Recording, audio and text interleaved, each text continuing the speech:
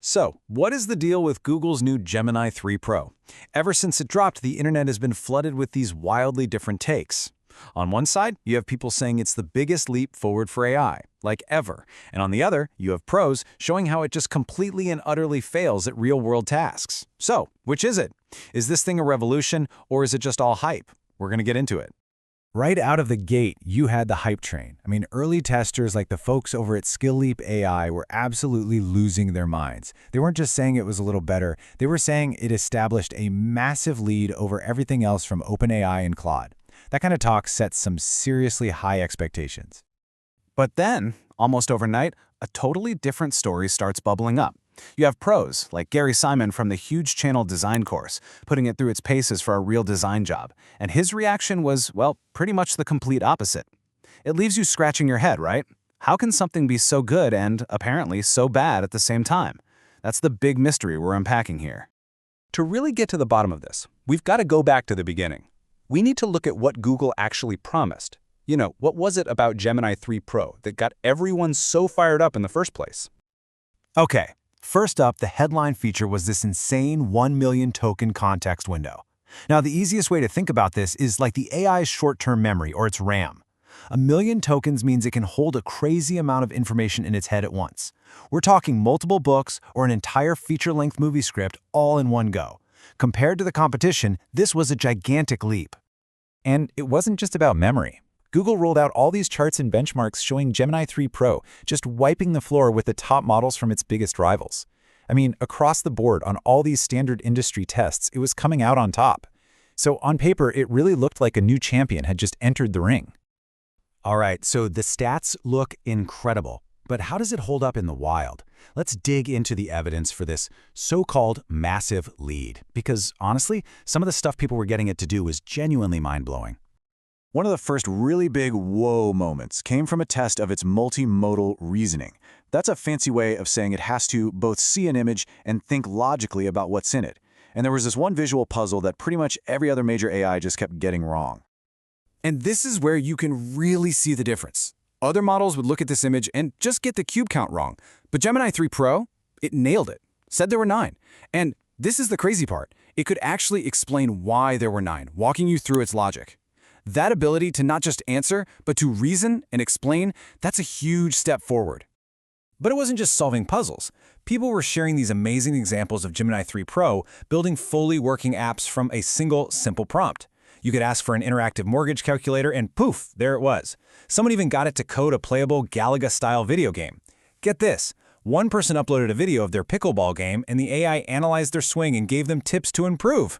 I mean, come on, that's the kind of stuff that fuels the hype. So, okay, it's clear this thing can pull off some incredible self-contained magic tricks. But what happens when you move beyond that? What about messy, complex, real-world work that takes multiple steps and a lot of back and forth, like building a professional website? Well, this is where our story takes a sharp turn. And that brings us to the other side of the coin. The YouTuber Design Course, who's a seriously respected pro in the web design and development world, decided to put Gemini 3 Pro to a real test, using it for the kind of front-end development he does every single day. And his experience was, well, let's just say it wasn't a wow moment. For his first try, he gave it a pretty simple prompt: make a modern website for a pool hall. The result? He called it, and I'm quoting here, the most ugly, butt-ugly garbage I've ever seen. He said it was way worse than what he could get from older models. It couldn't even make a simple mobile navigation menu that actually worked. So then he tried a more advanced step-by-step build. He showed it a video of a really nice website and asked Gemini to build it one section at a time. The first section actually looked okay, kind of promising, but the second he asked it to add the next part, bam, the whole layout just shattered. He tried to get it to fix the mess, but every prompt just seemed to make it worse. By the time he tried to add a third section, the page was still a complete disaster and he just had to give up. So what is going on here? How can one person get a brilliant, playable video game on the first shot and a professional designer gets butt-ugly garbage that breaks if you look at it wrong? The answer, it turns out, is all about how and why they were testing it. When you put the two tests side by side, it all starts to make sense. The success stories, they were mostly happening inside Gemini's own, self-contained environment focused on creative, one-off projects. The failures, that was in a professional developer's workflow trying to build a complex, multi-part website with production-ready code. The tools were different, the goals were different, and the complexity was on another level. No wonder they got completely opposite results. This brings us to the most important question in this whole saga. What does this massive clash between hype and reality actually mean for you and me? For anyone who wants to use these powerful new AI tools to get real work done? One of the big problems, as Design Course points out, is what he calls engagement farming on social media. You know what he's talking about, all those posts showing these seemingly perfect results that an AI supposedly created in a single try. It creates this totally unrealistic picture of what these tools can do, especially for complex professional work.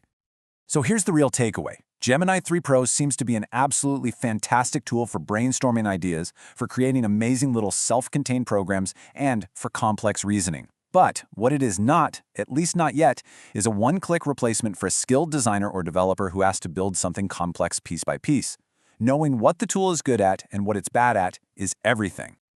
Ultimately, this whole Gemini 3 Pro roller coaster brings up a much bigger question about where AI is headed. Is the goal here to replace human skills entirely, or is it to augment them, to make us better? Based on this, it seems pretty clear that for now, the real power of AI is as a co-pilot, not an autopilot. It's a tool that can supercharge our skills, not make them obsolete. And that's probably the most important thing to remember as this tech just keeps getting crazier.